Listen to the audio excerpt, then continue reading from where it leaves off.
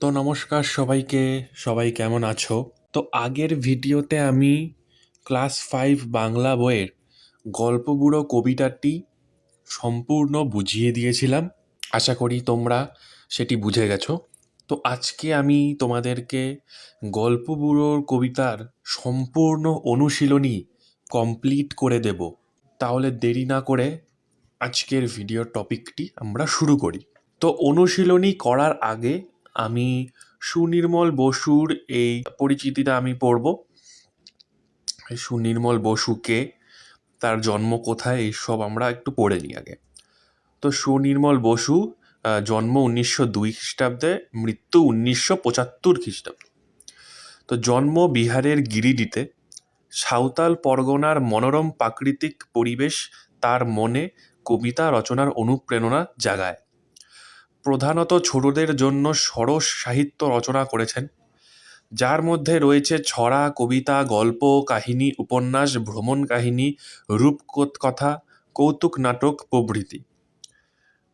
ভালো ছবি আঁকতে পারতেন। তার লেখা উল্লেখযোগ্য বই হাওয়ার দোলা, ছানা বড়া, বেড়ে মজা, হইচই, কথা শেখা, ছন্দের টুংটাং, বীর শিকারী ইত্যাদি। সম্পাদিত বই ছোটদের চয়নিকা ও ছোটদের গল্প সংকলন। 1956 সালে ভুবনেশ্বরী পদক পান। রচিত আত্মজীবনী জীবন খাতার কয়েক পাতা। তিনি বাংলা সাহিত্যের এক স্মরণীয় শিশু সাহিত্যিক। গল্পবুড়ো কবিতাটি সুনির্মল বসুর শ্রেষ্ঠ কবিতা থেকে নেওয়া হয়েছে। তো এখন এখানে দুটো কোয়েশ্চেন আছে, যে লেখালেখি ছাড়াও সুনির্মল বসু আর কোন কাজ ভালো পারতেন। তো লেখালেখি ছাড়াও সুনির্মল বসু ভালো ছবি আঁকতে পারতেন। আর নেক্সট কোয়েশ্চেন আছে, তার লেখা দুটি বইয়ের নাম লেখো। তো তার লেখা দুটি উল্লেখযোগ্য বইয়ের নাম হচ্ছে হাওয়ার দোলা এবং ছানা বড়া। আরেকটা কোয়েশ্চেন আমি বলে দিচ্ছি, যেটি হচ্ছে গল্পবুড়ো কবিতাটি কোথা থেকে নেওয়া হয়েছে। এটার অ্যান্সার হবে গল্পবুড়ো কবিতাটি সুনির্মল বসুর শ্রেষ্ঠ কবিতা থেকে নেওয়া হয়েছে। তো এই ছিল সুনির্মল বসুর পরিচিতি। এখন আমরা অনুশীলনীতে ফোকাস করি। তো দেখো 1 নম্বরে কি বলেছে। 1 নম্বরে বলেছে ঠিক শব্দটি বেছে নিয়ে বাক্যটি আবার লেখো। তো প্রথম কোশ্চেন আছে, উত্তরে হাওয়া বলতে বোঝায় হাওয়া যখন উত্তর দিক থেকে বয়ে আসে, এমনভাবে ড্যাশ গ্রীষ্ম, শরৎ, শীত, বর্ষাকালে হাওয়া বয়। এটির অ্যান্সার হবে শীতকালে হাওয়া বয়।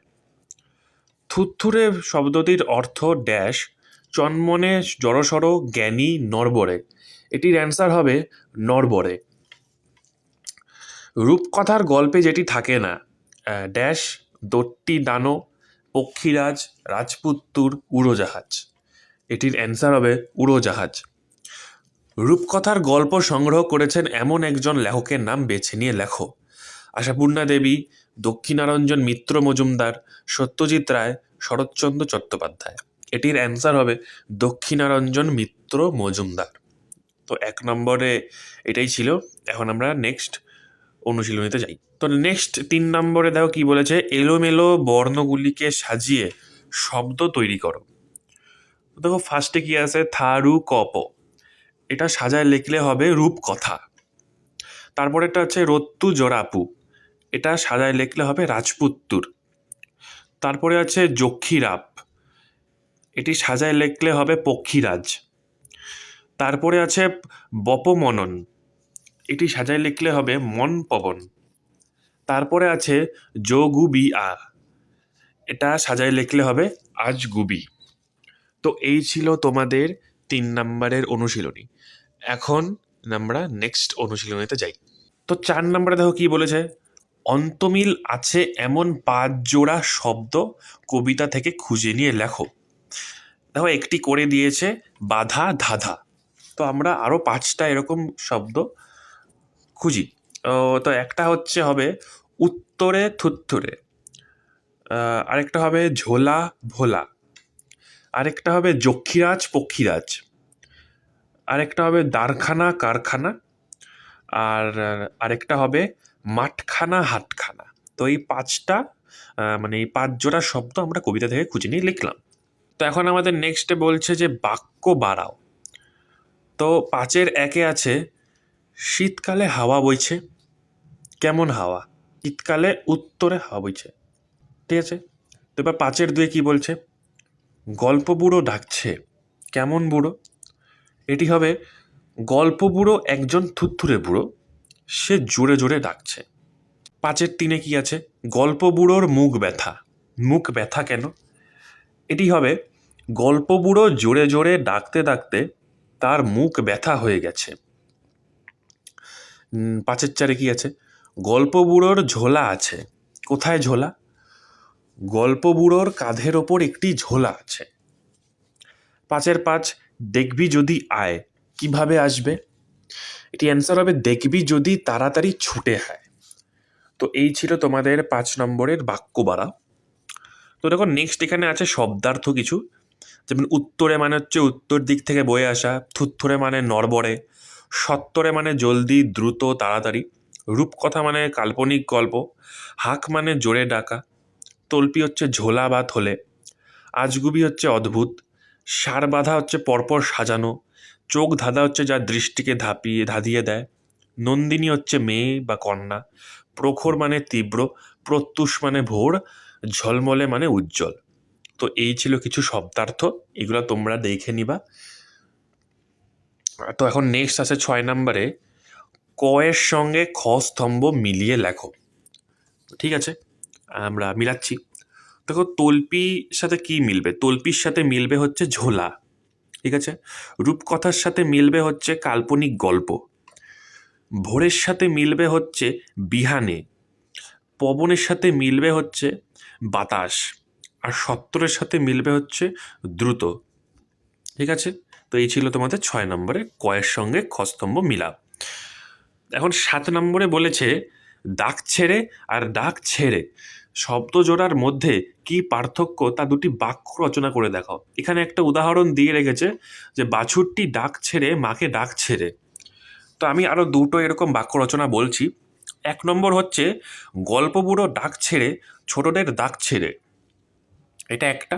আর দ্বিতীয় হচ্ছে রাস্তায় দাঁড়িয়ে গল্প বুড়ো ডাক ছেড়ে পথচারীদের ডাক ছেড়ে। ঠিক আছে, তো এই ছিল তোমাদের 7 নম্বরের ডাক ছেড়ে আর ডাক ছেড়ে শব্দ জোড়াতে দুটি বাক্য রচনা করা। এখন 8 নম্বরে কি বলেছে? 8 নম্বরে বলেছে শব্দ ঝুড়ির থেকে নিয়ে বিশেষ্য ও বিশেষণ আলাদা করে লেখো। দেখো এখানে শব্দ ঝুড়ির মধ্যে অনেকগুলো শব্দ আছে, এখন এখানে কোনটা বিশেষ্য আর কোনটা বিশেষণ হবে সেটা আমি তোমাদেরকে বলছি। তো দেখো এখানে উত্তরে আছে, উত্তরে হবে হচ্ছে আমাদের বিশেষণ।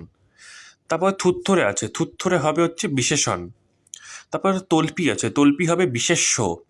তারপরে ঝোলা আছে, ঝোলা হবে বিশেষ্য। তারপরে জলদি আছে, জলদি হবে বিশেষণ। তারপরে আজগুবি আছে, আজগুবি হবে বিশেষণ। তারপরে সত্তর আছে, সত্তর হবে বিশেষণ। তারপরে শীত আছে, শীত হবে বিশেষ্য। তারপরে রাজপুত্তুর আছে, রাজপুত্তুর হবে বিশেষ্য। তারপরে কারখানা আছে, কারখানা হবে বিশেষ্য। তো এই ছিল তোমাদের শব্দ ঝুড়ি থেকে নিয়ে বিশেষ্য ও বিশেষণ আলাদা করে লেখো। এখন তোমার 9 নম্বরে বলেছে পক্ষীরাজ এর মতো রয়েছে এমন 5টি শব্দ তৈরি করো। ঠিক আছে, তো এখান থেকে আমরা 5টি শব্দ তৈরি করছি। 1 হবে লক্ষ্মী, দ্বিতীয় হবে শিক্ষক, তৃতীয় হবে দীক্ষা, চতুর্থ হবে রাক্ষস, পঞ্চম হবে বৃক্ষ। তো এই 5টি শব্দ আমরা তৈরি করলাম এটা দিয়ে। ঠিক আছে, তো এখন দেখো 10 নম্বরে কি বলেছে। তো 10 নম্বরে বলেছে ক্রিয়ার নিচে দাগ দাও। তো 10-এর 1-এ আছে বইছে হাওয়া উত্তরে, এখানে কোনটা ক্রিয়া? এখানে হচ্ছে বইছে হচ্ছে ক্রিয়া। তো 10-এর 2-এ আছে ডাক ছেড়ে সে ডাক ছেড়ে, এখানে কোনটি ক্রিয়া? ছেড়ে এবং ডাকছে, এটা হচ্ছে ক্রিয়া। 10-এর 3-এ কি আছে? আইরে ছুটে ছত্তরা, এখানে ক্রিয়া কোনটা? এখানে ক্রিয়া হচ্ছে আয় এবং ছুটে। 10-এর 4-এ বলেছে দেখবি যদি জলদি আয়, এখানে ক্রিয়া হচ্ছে দেখবি এবং এবং আয়। 10-এর 5-এ বলেছে চেঁচিয়ে যে তার মুখ ব্যথা, এখানে ক্রিয়া হচ্ছে চেঁচিয়ে। তো এই ছিল তোমাদের 10 নম্বরের ক্রিয়ার নিচে দাগ দাও। তো নেক্সট তো তোমাদের আছে 11 নম্বর, তোমাদের দরকার নেই, এটা করা লাগবে না। তো নেক্সট আমরা চলে আসি 12 নম্বরে। 12 নম্বরে বলেছে নিচের প্রশ্নগুলির উত্তর নিজের ভাষায় লেখো। ঠিক আছে, তো 12-1 কি বলেছে? 12-1 বলেছে গল্প বুড়ো কখন গল্প শোনাতে আসে। এটির অ্যান্সার হবে গল্প বুড়ো শীতের ভোরে গল্প শোনাতে আসে। 12-2 কি আছে? 12-2 আছে গল্প বুড়োর ঝোলায় কি কি ধরনের গল্প রয়েছে। তো গল্প বুড়োর ঝোলায় রূপকথা, রাজপুত্র, পক্ষীরাজ, দানব, যক্ষীরাজ, ময়নামতির মতো নানা ধরনের গল্প রয়েছে। 12-3 কি বলেছে? গল্প বুড়ো শীতকালের ভোরে ছোটদের কিভাবে ঘুম থেকে উঠাতে চায়। তো এটি অ্যান্সার হবে গল্প বুড়ো জোরে জোরে ডাক দিয়ে ছোটদের ঘুম থেকে উঠাতে চায়। 12-4 কি আছে? রূপকথার কোন কোন বিষয় কবিতাটিতে রয়েছে। তো কবিতাটিতে রাজপুত্র, পক্ষীরাজ, দানব, যক্ষীরাজ, মানিক, হীরা, সোনার কাঠি, তেপান্তরের মাঠ ইত্যাদি রূপকথার বিষয় রয়েছে। আর লাস্ট কোয়েশ্চেন কি বলেছে? গল্প বুড়ো কাদের তার গল্প শোনাবে না। এটি অ্যান্সার হবে গল্প বুড়ো শত্রুদের তার গল্প শোনাবে না।